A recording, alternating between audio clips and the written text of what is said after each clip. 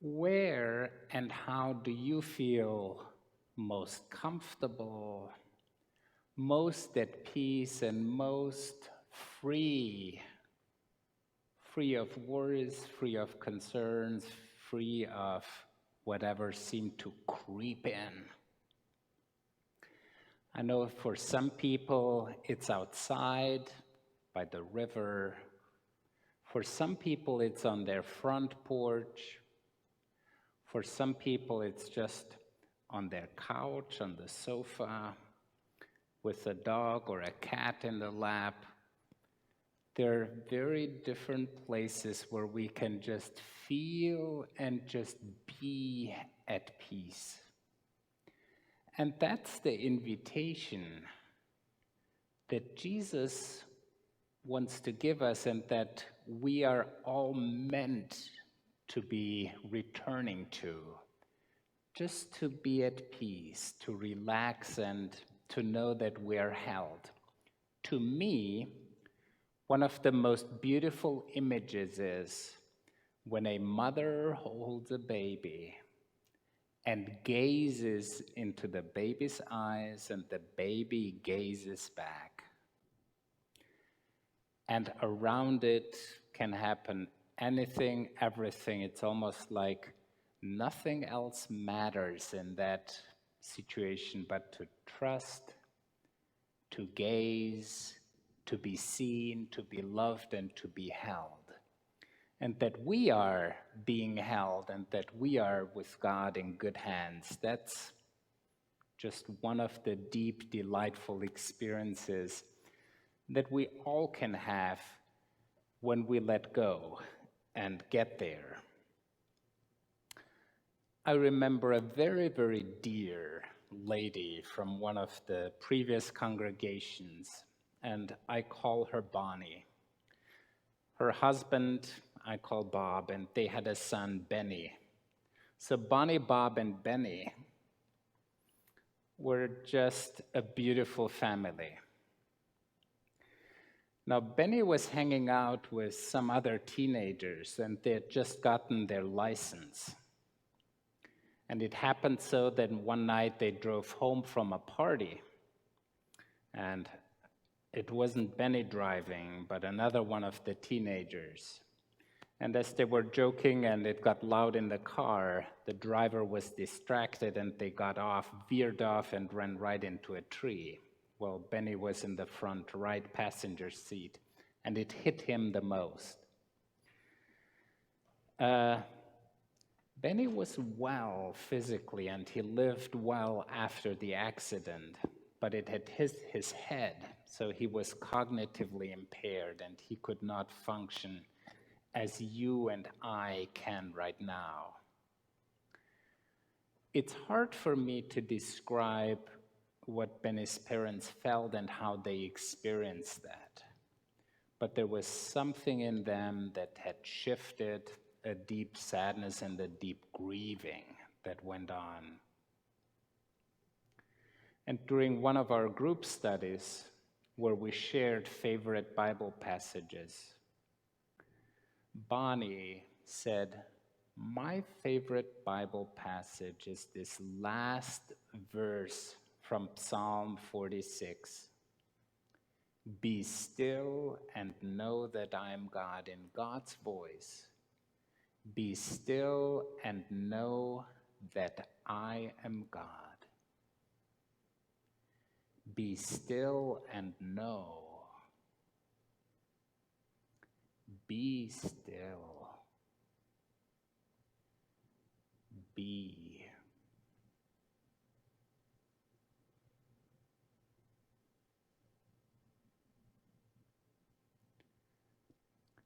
Just being present in the presence can be a healing way.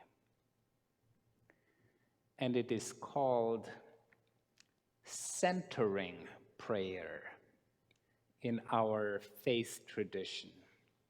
Centering prayer means you return to the center. You return to the beginning. You come back to the source. you rest in God. That is centering prayer. So, in our series of prayer, as we go through it, and we have these prayer beads, and we still have some outside in the foyer if you did not yet receive prayer beads. Where are yours, Joanne? Because I can't find mine. I see you're digging for them. Well, you know the prayer beads. That's okay. Good. Yay. There we go. Bloop. Good. So in our series on prayer beads, thank you for sharing, Joanne. We proceed and are right now at the peace sign. And this peace sign right now, where and how we experience peace, where and how can we let go and trust God, we're in that series right now. What gets in between this being at peace? What gets in between? How do worries creep in? What is that anxiety? What is the scary part? What creeps in? And we all know, you know what it is like. I do know what it is like to be anxious and to worry and be concerned and be afraid of things. We all know it. You see it's creeping in. But then the question is, do we return to the peace? Do we go deeper? The other image I love and that speaks to me is like an ocean. You know, a storm may go on and there are the huge waves and they can be overpowering and they can be battering and being battered, and being in there can be so restless and scary and anxiety inducing. But when in the ocean, on the surface, you go in deeper and deeper, there's a quiet place there where the storms pass, where the effect of the weather and the wind does not reach that deep. So it is into that peaceful place that we're invited into. And that's how I understand the passage we heard about Elijah. Elijah was a zealot. Imagine the little ones, the Hulk. He was fighting for a good cause. He was so consumed by it, with sword, with power, with might, with everything he fought for God. And then the queen Jezebel got after him and said, Elijah, just what you did with all the others, I will do to you. So you'll be gone, Elijah. So Elijah is scared for his life. He's running into the wilderness. He's ready to give up. And then he's invited by an angel to go on the mountain of God. And there is a huge storm going on. And it says God was not in the storm. And there is a huge earthquake going on. The whole mountain is shaking. And God was not in the earthquake. And then there is a huge fire going on, just like an eruption of a volcano. And God is not in the fire. And then a still small voice, a sheer silence appears. And Elijah experiences the very presence of God in that silence, in that deep, peaceful place. Peace. We're invited into it. Where and how can you let go of the worries, the frustrations, the concerns that seem to get in between, that creep in, that seem to separate us from the deep peace of God? Where and how will you let go and rest in the living God? I think it's really, really worth it.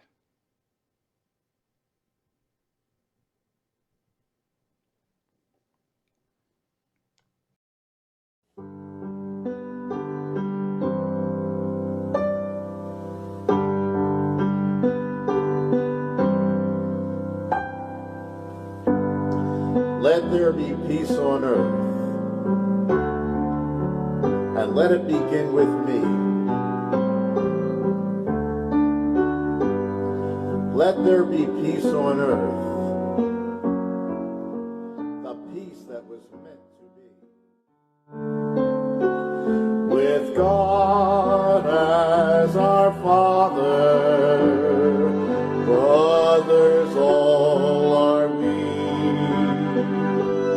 Let me walk with my brother in perfect harmony.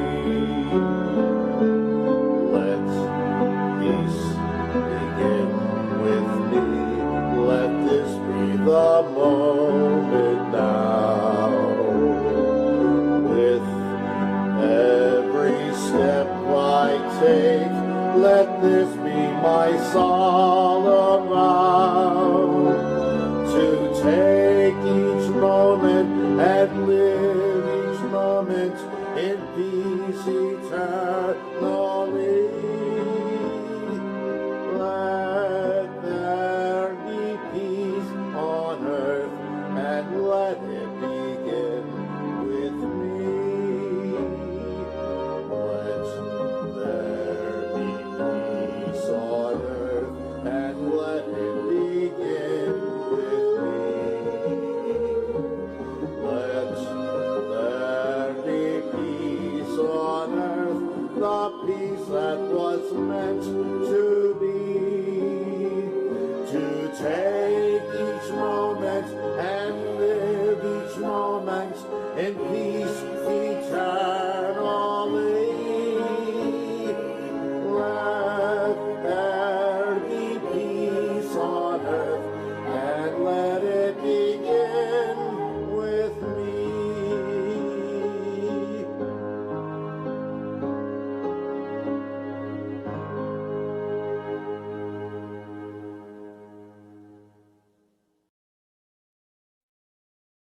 Sharing that with us. And don't we all know that that peace begins all with us, and that we can become instruments of God's peace? That's the prayer of St. Francis, into which we tune in right now together.